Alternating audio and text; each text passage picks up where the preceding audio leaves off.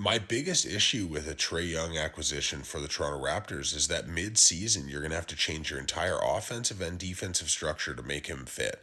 That's the reality, and that is so difficult. Like, this is a team that has home court advantage in the playoffs right now. I know they have flaws. I know there's a lot of flaws, and the roster doesn't always make sense. But right now, this is a team that's performing. The Atlanta Hawks have tried three different generations of rosters to make Trey Young work as their primary guy. They have tried three different generations of entire roster builds to make this work, and the reality is it doesn't. Him as a heliocentric offensive player that cannot handle business at all on the defensive end because he is the worst perimeter guard defensively in the NBA. And I don't think it's an effort issue necessarily because he works hard. He just can't navigate screens. He gets picked on physically because he's small and he doesn't cover ground well.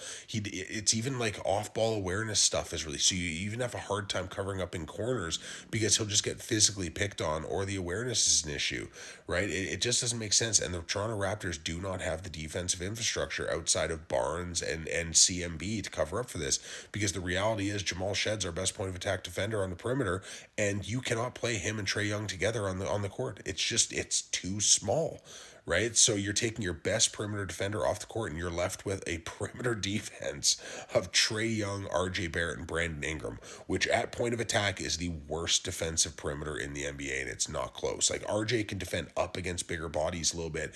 Brandon Ingram can use his length a little bit as a help side guy, but at POA, none of these guys can handle business, not a lick. So now you're going to have to take Barnes or CMB out of those low base spots, those rotational spots that they excel in, and make them perimeter point of attack guys where they're good but not as good, right? It just doesn't make sense. Offensively, you're also, Trey Young is a heliocentric, hyper ball dominant player, and he needs to be useful.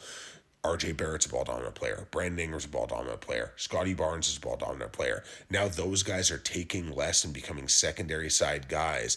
And Scotty Barnes, you're stunting his development because he's no longer an offensive initiator. So he's going to have less opportunity to kind of be the guy, right? And you are paying him to be the guy. And we have seen a massive step up in terms of him as an initiator over the past couple months. I just don't understand. Now, as of today, Jakob Poeltl can be traded.